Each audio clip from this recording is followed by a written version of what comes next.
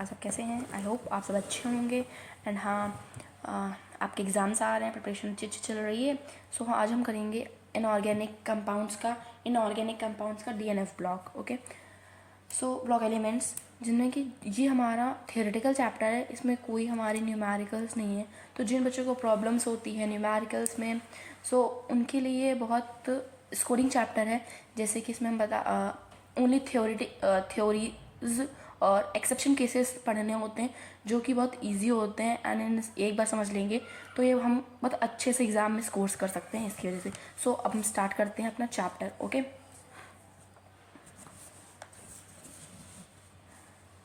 सो first introduction हम करेंगे। तो लिखा है the D block of the periodic table contains the element of the group 3 to 12 in which the d orbitals are progressively filled in each of the 4 long periods of F block consist of element in which 4f and 5 orbital are progressively filled। इसमें बोला गया जो d orbital हैं वो 3 से 12 group के बीच में present होते हैं, और ये S और P ब्लॉक के सेंटर में होता है। एंड ये बहुत ह्यूज क्या कहते हैं लार्ज स्पेस कवर करता है पीरियोडिक टेबल का हमारा।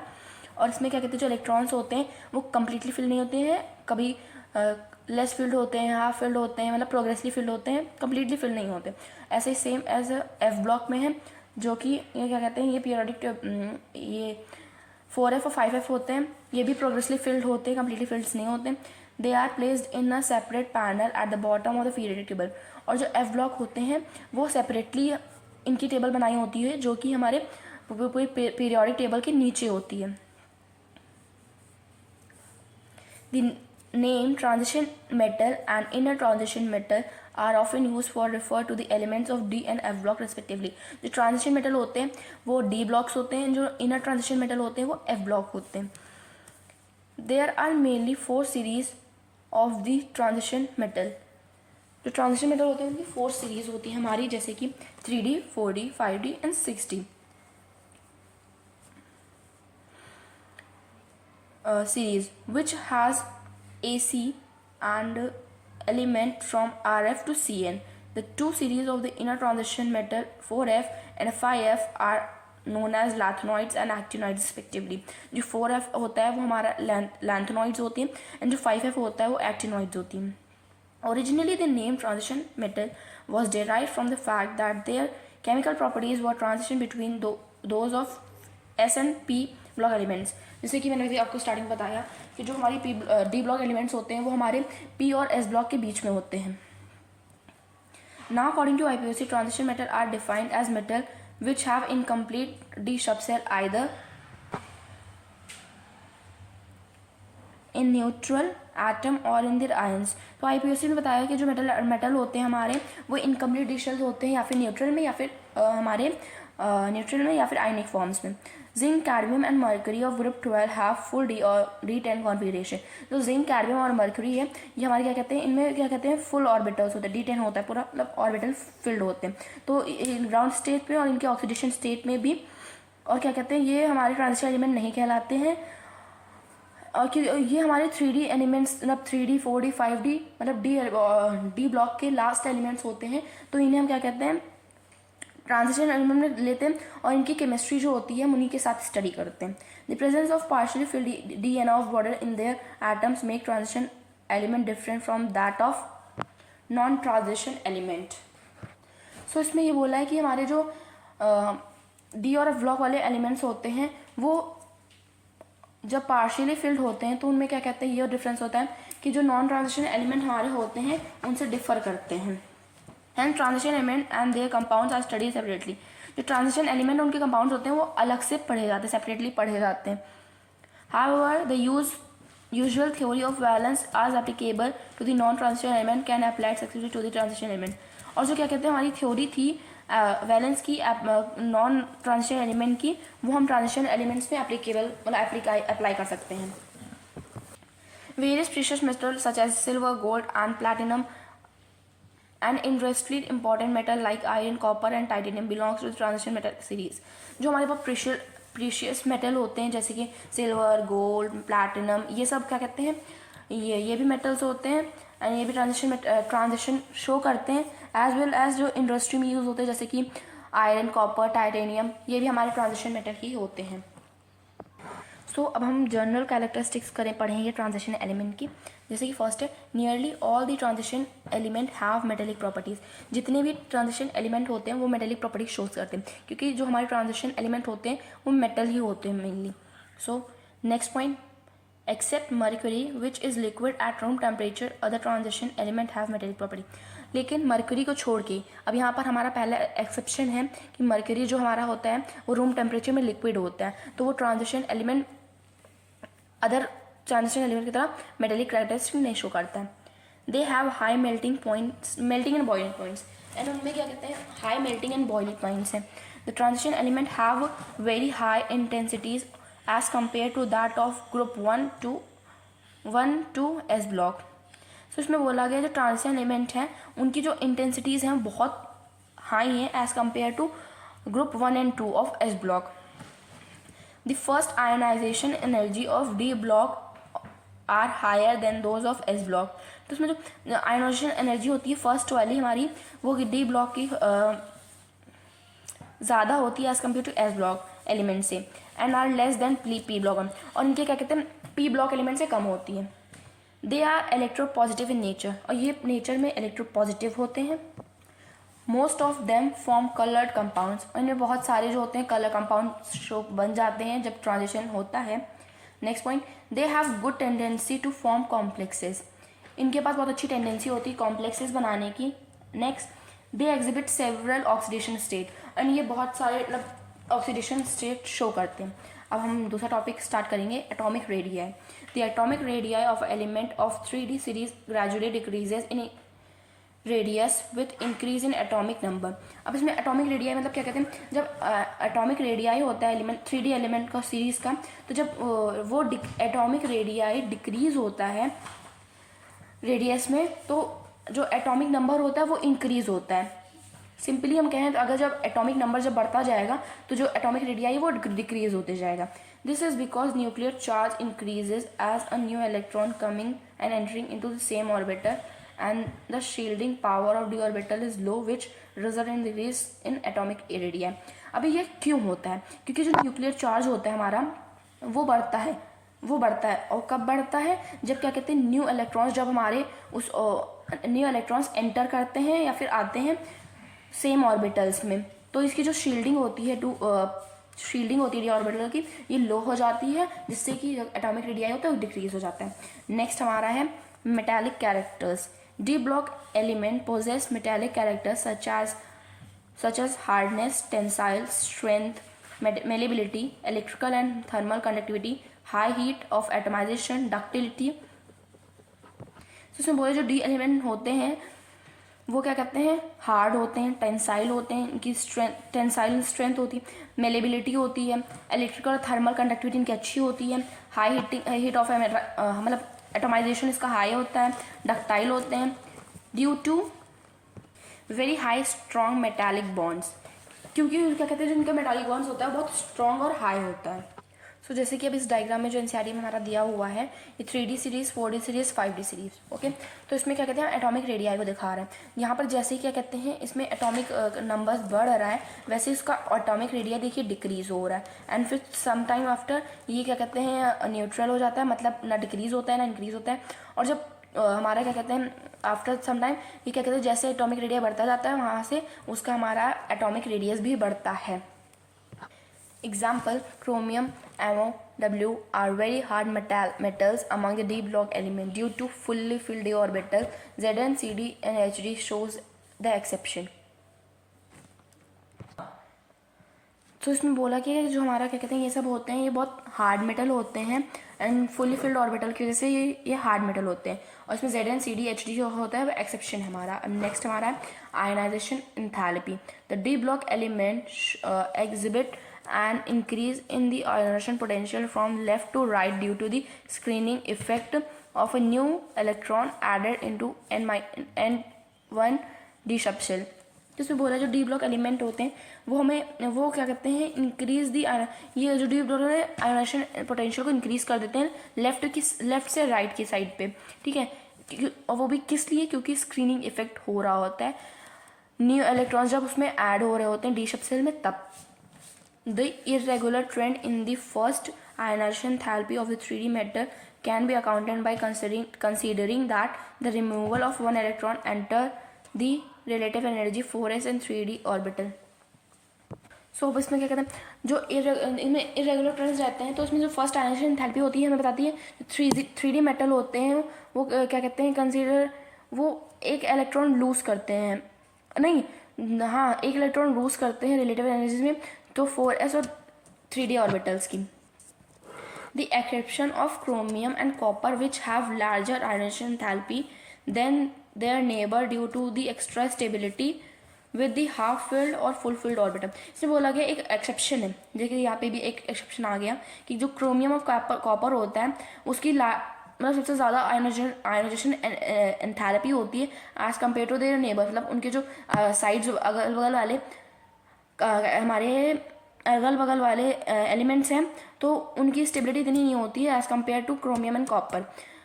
क्यों होती है? इसलिए होती है क्योंकि जो हमारे क्रोमियम और कॉपर होते हैं ये हाफ फिल्ड या फिर फुली फिल्ड ऑर्बिटल्स होते हैं। Chromium half filled and copper is fully filled orbitals. The ionisation enthalpy value for 5D series are higher than that of 3D and 4D series due to the weak shielding of 4f and present 4f electron present in 5D series। इसमें बोला गया जो ionization enthalpy होती है value होती है 5D की series की वो ज़्यादा हायर होती है 3D और 4D सीरीज़ के। वो भी क्यों? क्योंकि उसमें वीक शील्डिंग होती है 4f इलेक्ट्रॉन्स की जो हमारे 5D सीरीज़ में प्रेजेंट होते हैं। Ionization energy decrease down the group and increase across period। जो आयनाइजेशन एनर्जी होती है वो कम होती जाती है जब ग्रुप्स होते हैं इंक्रीज होते हैं, जब ग्रुप बढ़ते जाते हैं तो हमारी आयनाइजेशन एनर्जी होती है वो डिक्रीज होती जाती है। Zinc cadmium and Hg mercury मतलब are abnormally higher and account are of greater stability of subshell. Zinc cadmium और मर्क्यूरी ये होते हैं, ये बहुत हायर अकाउंट्स में होते हैं और स्टेबल होते हैं। Oxidation state is related to an atom releasing और gaining electron more than valence state. जो बोला गया ऑक्सीडेशन स्टेट क्या होते हैं, ये वो होते हैं जब कि हम रिलीज या फिर जो एटम होते हैं वो रिलीज या गेन करते हैं इलेक्ट्रॉन्स को उनके वैलेंस स्टेट से ज़्यादा। The energy difference between s and d orbital are quite small. जो हमारा एनर्जी डिफरेंस है s और d ऑर्बिटल का बहुत कम है। Both the electron can involve in ionic and covalent bond formation. और इसमें क्या कहते हैं जो आयनिक और कोवेलेंट बॉन्ड है ये हमारे क्या कहते हैं बॉन्ड फॉर्मेशन में आ सकते हैं and hence exhibit multiple oxidation. और इसी से इसमें हम बहुत सारे ऑक्सीडेशन स्टेट्स में देखने को मिलते हैं। In 3D series, the elements are most stable in +2 oxidation state, while in 4D series, elements are most stable in +2 and +4, and the 5D series is +4। वैसे बोला गया 3D सीरीज होती है उसमें 3D सीरीज में हमारा ज़्यादा से ज़्यादा +2 ऑक्सीडेशन स्टेट ज़्यादा होता है, और जो हमारी 4D सीरीज होती है उसमें +2 +4 ऑक्सीडेशन मोर होता है, एंड 5D सीरीज में +4 ऑक्सीडेशन स्टेट ज़्यादा होता है। अब हमने देखा है फर्स्ट रो की हमारी ऑक्सीडेशन स्टेट दी हुई है, जैसे कि स्कैंडियम, जो हमारा स्कैंडियम होता है ये +3 ऑक्सीडेशन ही शो करता है, एक ही होता है। और टाइटेनियम जो हमारा टाइटेनियम है ये 2 3 +2 +3 +4 सारे शो करता है, लेकिन जो उसका +4 होता है वो क्या कहते हैं मोर स्टेबल होता है। वैसे ही वैंडियम में 5 ये भी ऑक्सीडेशन ऐसे शो करता है +5 ज़्यादा स्टेबल होता है। क्रोमियम में +6 ज़्यादा स्टेबल होता है, एंड मैग्नीज में हमारा +2 एंड +7 ज़्यादा स्टेबल होता है as compare to other oxidation state. And हाँ मैग्नीज में सबसे ज़्यादा ऑक्सीडेशन स्टेट शो होते हैं टिल +7, और Fe में हमारा +2 और +3 ऑक्सीडेशन मोस्ट स्टेबल होता है। सेम एज कोबाल्ट में +2 +3 स्टेबल ज़्यादा होता है। निकल में हमारा 2 स्टेबल होता है, और कॉपर रेजिडेंट में हमारा +2 होता है। सो ऐसे हमारे होते हैं ऑक्सीडेशन स्टेट सारे शो करते हैं, लेकिन जो मैंने अभी बताए हैं मेन वाले वो क्या कहते हैं मोर स्टेबल होते हैं फॉर मेकिंग द कंपाउंड्स। अब हम बताएंगे melting and boiling points. D block element have high melting and boiling points than S and P block. इसमें बोला जो डी ब्लॉक एलिमेंट्स हैं वो क्या कहते हैं, एस एंड पी ब्लॉक से एलिमेंट से ज़्यादा मेल्टिंग और बॉइलिंग पॉइंट इनका होता है। Element due to the presence of unpaired electrons and partially filled D orbitals, वो भी किस लिए, क्योंकि इनके पास अनपेयर्ड इलेक्ट्रॉन्स होते हैं और पार्शियली फिल्ड ऑर्बिटल्स होते हैं। Form covalent bond in addition to the metallic bond, and इसकी वजह से ये क्या कहते हैं, कोवेलेंट बॉन्ड बना लेते हैं मेटालिक बॉन्ड के साथ। Like MO chromium MW possess the highest melting and boiling point, ये मतलब ये जो 3 कंपाउंड है ये सबसे ज़्यादा बॉइलिंग और मेल्टिंग पॉइंट इनका ही होता है। कैडमियम, मर्क्यूरी और zinc have no unpaired electron D, so no covalent bonding. इनमें वो हो रहा है जो कैडमियम, मर्क्यूरी और जिंक है, इनमें कोई इलेक्ट्रॉन अनपेयर्ड इलेक्ट्रॉन नहीं होता है क्योंकि फुली फिल्ड ऑर्बिटल्स होते हैं, तो इसमें कोई भी कोवेलेंट बॉन्डिंग नहीं होगी। अब इसमें अब नेक्स्ट हम पढ़ेंगे magnetic properties of D block element. D block element in the table will show the magnetic properties due to the presence of unpaired electron in the N1 d orbital. So इसमें जो D block element होते हैं इसमें बताया गया कि जो magnetic properties होती हैं, हाँ, तो जो डी ब्लॉक में हमारी मैग्नेटिक प्रॉपर्टी शो करती है वो हमारे नंबर ऑफ अनपेयर्ड इलेक्ट्रॉन्स पे शो होती हैं। जैसे कि हमें इसमें एनसीईआरटी बुक में एक टेबल दी हुई है, तो इसमें बताया गया कि जैसे कि ये हमारी सीरीज़ हुई है 3D सीरीज़ की लिखी हुई है, एंड देन इसकी कॉन्फ़िगरेशन है and number of unpaired electrons हैं, तो इनकी कैलकुलेशन क्या है मैग्नेटिक मोमेंटम की, ये कैलकुलेटेड है, ये ऑब्जर्व्ड है। तो कैलकुलेट सबसे ज़्यादा हमारी क्या कहते हैं मैग्नीज की होती है, that is 5.92। Okay, so and हाँ, ये आप ध्यान रखिएगा जो मैग्नेटिक हमारी मतलब मैग्नेटिक मोमेंटम होता है वो हमेशा मतलब मैग्नीज का सबसे ज़्यादा होता है, एंड उसके बाद जैसे कि हमारा ये क्रोमियम का 4.90 है, तो वही हमारा आयरन का होगा, जैसे वैंडियम का हमारा 3.87 है, देन सेम एज हमारा क्या कहते हैं कोबाल्ट का होगा, देन जैसे हमारा टाइटेनियम का क्या कहते हैं 2.84 है, तो हमारा निकल का भी वही होगा एज टाइटेनियम थर्ड का हमारा 1.73 है, तो हमारा कॉपर का वही है, Zn एंड स्कैंडियम का हमारा 0.0 है। सो इसको एक ट्रिक है पढ़ने लर्न करने की कि अगर आपने स्टार्टिंग इतना याद कर लिया तो आप ऐसे इसके बाद के अच्छे से मतलब माइंड में रख सकते हैं अपने कि कैसे इसको याद रखना है। Magnetic behaviour is calculated by magnetic moment which is, जब मैग्नेटिक बिहेवियर उसके मैग्नेटिक मोमेंटम में से उससे हम कैलकुलेट कर सकते हैं, जैसे mu is equals to under root में n ब्रैकेट में n+2, ठीक है। तो n हमारा क्या होता है, n हमारा नंबर ऑफ अनपेयर्ड इलेक्ट्रॉन्स होता है, एंड इसकी यूनिट होती है bm, जिसके हम क्या कहते हैं बोहर्स मैग्नेटॉन कहते हैं। Okay, so as the number of unpaired electrons increases the paramagnetic character of the metal increases, जैसे कि जितना ज़्यादा हमारा नंबर ऑफ अनपेयर्ड इलेक्ट्रॉन होगा उतनी उसकी जो पैरामैग्नेटिक कैरेक्टर होती है वो भी इंक्रीज करती है। The middle element have maximum unpaired electrons so possess the maximum paramagnetic properties, जैसे कि अभी मैंने आपको बताया जो क्या कहते हैं मैग्नीज होता है वो सबसे ज़्यादा उसकी मैग्नेटिक मोमेंटम होता है, क्योंकि इसमें जैसे कि यहाँ पे लिखा हुआ है कि जो मिडल एलिमेंट होता है उसकी सबसे ज़्यादा उसमें नंबर ऑफ अनपेयर्ड इलेक्ट्रॉन होते हैं, तो वही सबसे ज़्यादा पैरामैग्नेटिक प्रॉपर्टीज शो करता है। The transition metal which contains paired electrons depicts diametric character, जो ट्रांजिशन मेटल होते हैं जिनके पास सारे पेयर्ड इलेक्ट्रॉन्स होते हैं उन्हें उनका डायमेंट कैरेक्टर होता है। सो जैसे कि इसमें हमारा क्वेश्चन एक एनसीईआरटी में एग्जांपल दिया हुआ है, calculate the magnetic movement of a divalent in a aqueous solution और if its atomic number is 25 atomic number हमारा मैग्नीज का होता है, तो हम इसके कहते हैं कॉन्फिगरेशन करेंगे तो इसमें अनपेयर्ड इलेक्ट्रॉन्स हमारे 5 आएंगे। तो जब हम इसमें क्या कहते हैं वैल्यू हम पुट करेंगे, सो जैसे कि मैंने आपको थोड़ी देर पहले बताया mu is equals to under root में n+2 होता है, फॉर्मूला होता है, तो n मतलब नंबर ऑफ अनपेयर्ड इलेक्ट्रॉन्स, तो n हम यहाँ पर 5 लेंगे, तो अंडर रूट में 5 +2, तो हमारा अंडर रूट में 5 × 7 आएगा, तो 7 5 35, अंडर रूट में 35, तो जब अंडर रूट को हम बाहर निकालेंगे तो हमारा आंसर आएगा 5.92, जो कि इसका मैग्नेटिक मोमेंटम होगा। इसकी यूनिट मैंने अभी आपको बताई थी bm होगी। ओके, तो ऐसे हम न्यूमेरिकल सॉल्व कर सकते हैं, और इसमें हमारा मेनली यही एक न्यूमेरिकल आता है जो कि मैग्नेटिक मोमेंट निकालने के लिए होता है। सो नेक्स्ट टॉपिक पे आते हैं, formation of colour compounds. Formation of colour compounds Compounds of d block element having variety of color transition element and can absorb the frequency in the visible region. This happens due to d transition. मतलब हमारे colour compounds कैसे बनते हैं? तो जो compounds होते हैं D block elements के, उनकी क्या कहते हैं, अलग अलग टाइप के कलर के ट्रांजिशन एलिमेंट्स जो होते हैं उनकी डिफरेंट वैराइटीज़ होती हैं. अब्जॉर्ब इनकी फ्रीक्वेंसी पे विजिबल करती है, विजिबल रीजन पे दिखाती है. और ये किसकी वजह से होता है? ये होता है हमारे डी टू डी ट्रांजिशन में होता है. Catalytic property. Most of transition element are used as catalyst due to the presence of incomplete और empty D orbital to provide large surface area and variable oxidation state.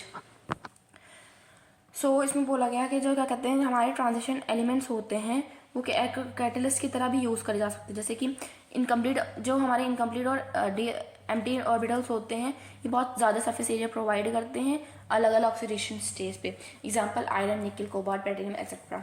अब next हमारा formation of complex compound. The transition element are able to form complex with the group which are able to donate the electron pair due to the ability of vacant D orbital. तो इसमें बताया गया कि complex compound कैसे बनते हैं. जो transition element होते हैं वो कॉम्प्लेक्स कंपाउंड बना लेते हैं एक दूसरे ग्रुप से, क्योंकि क्या कहते हैं डोनेट जो इलेक्ट्रॉन्स होते हैं, इलेक्ट्रॉन पेयर्स, वो डोनेट कर देते हैं जब उनकी वेकेंट डी ऑर्बिटल्स में अवेलेबिलिटी होती है तब. Formation of interstitial compounds. The transition element from a large number of interstitial compounds in which small atoms such as hydrogen, carbon, boron and nitrogen occupy the empty spaces in their lattice.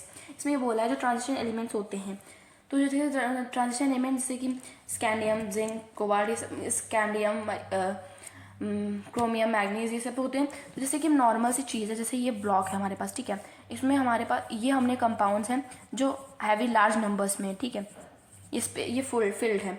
लेकिन जो हमारे क्या कहते हैं जैसे कि small amount of atoms होते हैं लाइक हाइड्रोजन, कार्बन, बोरॉन, तो इनके जो क्या कहते हैं एटॉमिक साइज होता है बहुत कम होता है. तो जो एम्प्टी स्पेसेस इनके बीच में ये सब होती हैं उनमें ये हाइड्रोजन ये सब छोटे छोटे फिल हो जाते हैं, जिससे कि क्या कहते हैं ये ऑक्यूपाई कर लेते हैं स्पेस को. इसे हम इंटरस्टिशियल कंपाउंड्स कहते हैं. Alloy formation. D block element have strong tendency to form alloys because their size and properties have very similar to metal can be replaced by another in a crystal lattice. इसमें बोला है जो D block element होते हैं वो उनकी बहुत strong tendency होती है एलॉयस फॉर्म करने की. वो भी किस लिए? क्योंकि उनकी प्रॉपर्टीज और साइज क्या कहते हैं एक दूसरे से सिमिलर होती हैं, जिसकी वजह से वो एक दूसरे एटम को रिप्लेस कर लेते हैं, इससे एलॉय बन जाते हैं. जैसे कि हमने सिर्फ हम ब्रास को बनाने ब्रोंज को बनाने के लिए कॉपर और टिन को हम क्या कहते हैं एक दूसरे में मिक्स कर देते हैं, तो ये अलॉयज होते हैं हमारे. Okay, chemical reactivity of transition element. Some of D block element are highly electropositive and dissolve in mineral acid while some are noble and do not react with acid. इसमें बताया जो डी ब्लॉक एलिमेंट्स होते हैं कुछ होते हैं बहुत ज़्यादा ही इलेक्ट्रोपॉजिटिव होते हैं और मिनरल एसिड के साथ डिजॉल्व हो जाते हैं. और वही जो कुछ नोबल होते हैं वो क्या कहते हैं रिएक्ट नहीं करते हैं एसिड के साथ. देन हमारा 3D series metal are more reactive than other series. और जो 3D सीरीज के मेटल होते हैं वो ज़्यादा रिएक्टिव होते हैं अदर सीरीज के. More negative E0 value then expected from manganese, निकल and zinc indicates extra stability from Mn+2, Ni+2 and Zn+2. मतलब इसमें ये बोला गया कि जो हमारी क्या कहते हैं मैग्नीज, निकल और जिंक की जो E0 वैल्यूज़ होती हैं वो एक्सपेक्टेड से ज़्यादा ही होती हैं, और ये क्या कहते हैं ये एक्स्ट्रा स्टेबिलिटी शो करती हैं. अब हम क्या कहते हैं एफ ब्लॉक एलिमेंट्स की तरफ मूव करते हैं जो कि हमारे क्या कहते हैं लैंथेनॉइड्स होते हैं. The element in which last electron enters the F orbital are called lanthanoids और एफ ब्लॉक एलिमेंट्स. जो हमारे क्या कहते हैं लास्ट इलेक्ट्रॉन होते हैं वो एफ ऑर्बिटल में अगर जाते हैं तो उनको हम क्या कहते हैं एफ ब्लॉक एलिमेंट्स कहते हैं या फिर लैंथेनॉइड्स कहते हैं. अब इनकी कैरेक्टरिस्टिक्स क्या हैं? Oxidation state +3 is the most common and the most stable oxidation state expressed by the lanthanoids. Some also element also exist +2 and +4. अब इनके ऑक्सीडेशन स्टेट जो लैंथेनॉइड्स होते हैं इनकी मोस्ट कॉमन ऑक्सीडेशन +3 होती है, लेकिन कुछ एलिमेंट्स जो होते हैं वो +2 और +4 ऑक्सीडेशन स्टेट भी शो करते हैं. Magnetic properties. All lanthanoid except lanthanum and LuCe are paramagnetic in nature, मतलब जो सारे लैंथेनॉइड्स हमारे जो होते हैं, लैंथेनॉइड, Lu और Ce को छोड़ के सब पैरामैग्नेटिक नेचर में होते हैं। Colour, lanthanoids are containing unpaired electrons are coloured, जो लैंथेनॉइड्स में जिनमें अनपेयर्ड इलेक्ट्रॉन्स होंगे वो कलर्ड होंगे। Melting and boiling points, lanthanoids have high melting point and boiling point but there is no regular trend, मतलब लैंथेनॉइड जो होते हैं उनकी हाई मेल्टिंग और बॉइलिंग पॉइंट होती है लेकिन कोई रेगुलरिटी नहीं होती है इसमें। Electronegativity, the electronegative value are almost similar to that of S block element. Lanthanoid form ionic compounds, जिसमें क्या कहते हैं हमारे लैंथेनॉइड्स की इलेक्ट्रोनेगेटिव वैल्यू होती है वो हमारे एस ब्लॉक के एलिमेंट के सिमिलर होती है, मतलब अप्रॉक्स में वैसी सेम ही होती है। और ये क्या कहते हैं, ये आयनिक कंपाउंड्स होते हैं, बनाते हैं। Ionisation energy, due to their large size and ionisation energy value of lanthanoids are not very high as compare with S block element. इसमें बोला कि उनकी जो लार्ज साइज और आयनाइजेशन एनर्जी जो ज़्यादा होती है, वैल्यू ज़्यादा होती है, इसके जो लैंथेनॉइड्स होते हैं, हाँ तो इनके क्या कहते हैं जो लार्ज साइज और आयनाइजेशन एनर्जी वो वैल्यूज़ होती हैं, इसकी वजह से जो लैंथेनॉइड्स होते हैं वो बहुत हाई नहीं होते हैं एज़ कम्पेयर टू, उनकी जो आयनाइजेशन एनर्जी थी बहुत हाई नहीं होती है एस ब्लॉक के कंपेयर में। Okay, lanthanide contraction, the last electron enters into the 4f orbital. The shielding or screening effect of f orbital is much less than the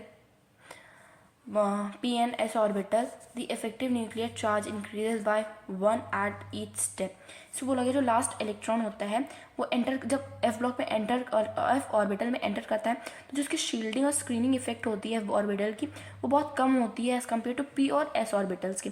ठीक है, तो इसकी वजह से जो इफेक्टिव न्यूक्लियर चार्ज होता है वो इंक्रीज कर जाता है एक स्टेप पे। Hence the size of the entire 4f subshell reduces, और इसकी वजह से जो 4f ऑर्बिटल सबसेल होती है उसका साइज जो होता है वो रिड्यूस हो जाता है। The sum of successive reduction gives the lanthanoid contraction, और जो इसका पूरा सम होता है रिडक्शन। सो हम इसके कॉन्सिक्वेंसेज ऑफ लैंथेनॉइड कॉन्ट्रैक्शन पढ़ते हैं। इंक्रीज इन कोवेलेंट नेचर, ये इन कोवेलेंट नेचर में इंक्रीज करते हैं। सिमिलर साइज एंड चार्जेस, इनके साइज और चार्ज सेम होते हैं। इंक्रीज इन डेंसिटी में इंक्रीज होते हैं। डिक्रीज इन केमिकल रिएक्टिविटी में डिक्रीज हो जाते हैं। Similar atomic size of second and third transition series, इनका एटॉमिक साइज सेकेंड और थर्ड ट्रांजिशन सीरीज के सेम होता है। एक्टिनॉइड्स, सो अब हम स्टार्ट करेंगे next topic actinoid F block का।